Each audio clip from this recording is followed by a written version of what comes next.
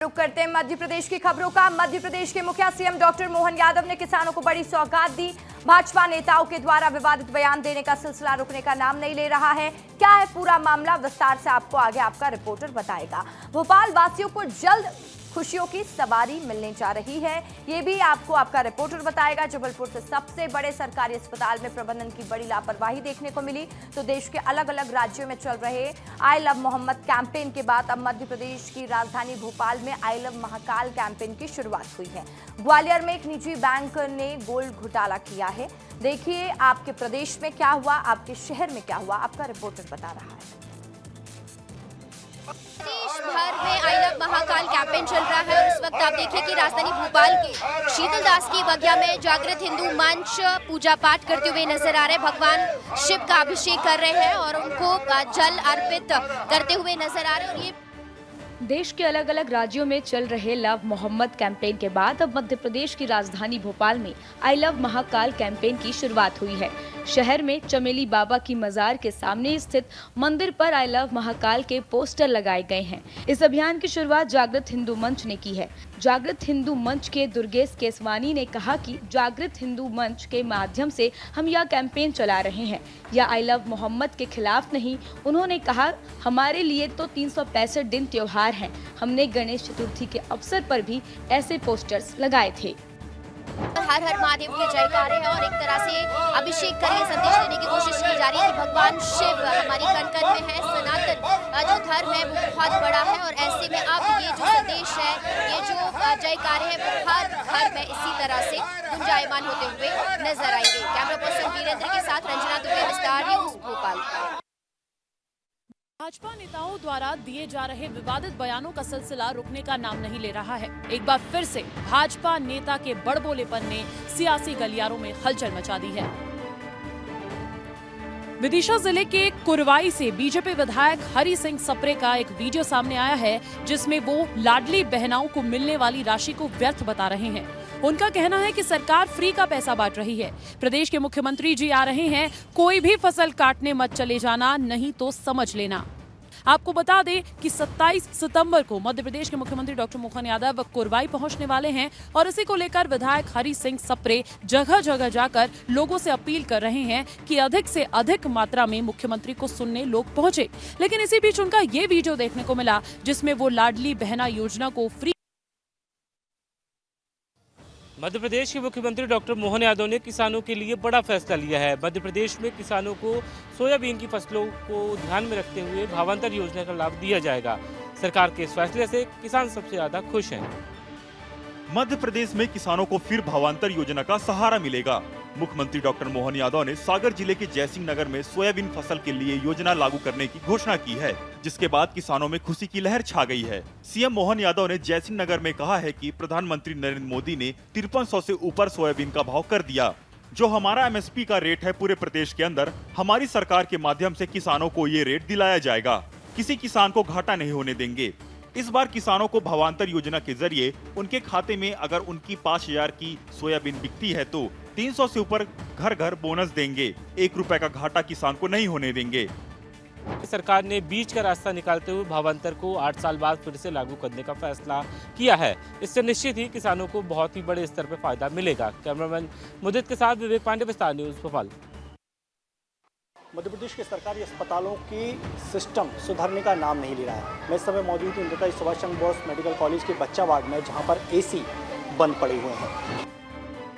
जबलपुर संभाग के सबसे बड़े सरकारी अस्पताल नेताजी सुभाष चंद्र बोस मेडिकल कॉलेज का हाल बेहाल है, जहां बच्चा वार्ड में मासूमों को इस उमस भरी गर्मी में परेशान होना पड़ रहा है, क्योंकि मेडिकल कॉलेज अस्पताल के बच्चा वार्ड में एसी तो लगे हुए हैं लेकिन चलता हुआ एक भी नजर नहीं आता है। और ये हालात पिछले कई महीनों से है। बच्चा वार्ड के 2 कमरों में कुल 8 एयर कंडीशन लगे हुए हैं, लेकिन उनमें से एक भी काम नहीं कर रहा है, जिसकी वजह से बीमार बच्चों के परिजन हाथों से ही पंखा हिलाकर गर्मी से राहत पाने की कोशिश करते नजर आ रहे हैं। मेडिकल कॉलेज में ही व्यवस्थाओं को दुरुस्त करने के लिए करोड़ों रुपए का बजट रखा जाता है, लेकिन बच्चा वार्ड के एसी सुधरवाने का अधिकारियों के पास समय ही नहीं है। इस विभाग में एसी चलाने का नियम है, लेकिन इसके बावजूद भी यहाँ पर एसी काम न करना साफ तौर पर दर्शाता है कि किस तरीके से मरीजों की व्यवस्थाओं से या मरीजों के नाम पर की गई जो व्यवस्थाओं से खिलवाड़ किया जा रहा है। कैमरा रविंद्र के साथ दुर्गेश कुमार, विस्तार। भोपाल वासियों को जल्द ही मेट्रो की सौगात मिल सकती है। दिवाली से पहले मेट्रो का संचालन शुरू हो सकता है। ऐसा कहा जा रहा है कि ओके रिपोर्ट मिलने के बाद 15 अक्टूबर से भोपाल में मेट्रो का संचालन शुरू हो जाएगा। भोपाल वासियों को जल्द ही खुशियों की सवारी करने को मिलेगी। दिवाली पर पब्लिक ट्रांसपोर्ट सिस्टम के लिए मेट्रो ट्रेन का उपहार मिलने जा रहा है। 20 अक्टूबर को दिवाली है, ऐसे में माना जा रहा है कि हो सकता है 15 अक्टूबर को मेट्रो का संचालन शुरू हो जाए। उम्मीद है कि शहरवासियों को ये सौगात खुद प्रधानमंत्री नरेंद्र मोदी देने भोपाल आ सकते हैं। इस बीच मेट्रो संचालन को अंतिम रूप से मंजूरी देने की प्रक्रिया गुरुवार से शुरू हुई। मुंबई से आई कमिश्नर मेट्रो रेल की 2 सदस्यीय टीम ने गुरुवार को सुरक्षा मानकों पर मेट्रो को परखा। 3 कोच की मेट्रो ट्रेन से लेकर सुभाष नगर डिपो में कंट्रोल रूम समेत अन्य सुविधाएं भी देखी। इस दिनों के अंदर एक और सेफ्टी की टीम आएगी और दोनों टीमों की एक कॉमन रिपोर्ट सामने आएगी। अगर इस रिपोर्ट में ओके हरी झंडी दिखाई जाती है तो बहुत जल्द भोपाल में कमर्शियल मेट्रो का परिचालन शुरू हो जाएगा। कैमरा पर्सन नागेंद्र के साथ अनमोल तिवारी, विस्तार न्यूज। ग्वालियर में एक निजी बैंक ने गोल्ड घोटाला किया है। जनता की जिंदगी भर की पूंजी के साथ खिलवाड़ किया गया है। ग्वालियर के डबरा में एक निजी बैंक मणप्पुरम फाइनेंस लिमिटेड की शाखा में करीब 4 करोड़ 5 लाख रुपए का बड़ा गोल्ड घोटाला सामने आया है। 26 ग्राहकों के करीब 4 किलो 380 ग्राम असली सोने को नकली सोने से बदल दिया गया है।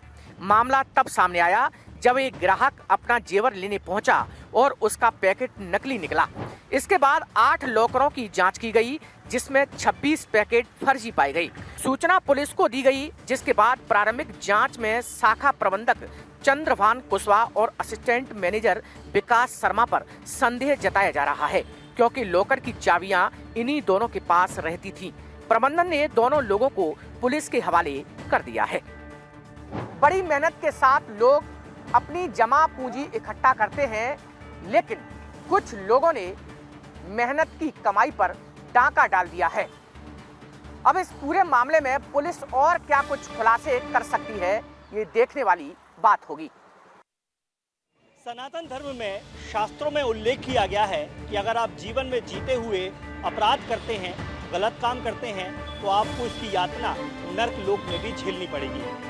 शारदीय नवरात्र चल रहा है और शारदीय नवरात्र में जबलपुर में एक बेहद अनोखी थीम पर एक दुर्गा पंडाल तैयार किया गया है, जिसे नाम दिया गया है नर्कलोक। जबलपुर में सनातन धर्म के शास्त्रों के मुताबिक मृत्यु के बाद दी जाने वाली यातनाओं की एक झांकी तैयार की गई है, जिसे नर्कलोक कहा गया है। इस झांकी के जरिए जीवन और मृत्यु में कर्मों की फल को दर्शाया गया है। झांकी में यमराज की बड़ी प्रतिमा स्थापित की गई है।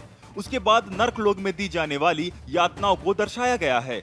अलग अलग अपराधों और कुकर्मों के लिए किस तरीके से नर्कलोक में सजाएं दी जाती हैं, उसे भी प्रदर्शित किया गया है। इस झांकी के जरिए संदेश दिया गया है कि जीवन में अच्छे काम और अच्छे कर्म ही आपको मृत्यु के बाद स्वर्ग की यात्रा करा सकते हैं, वरना।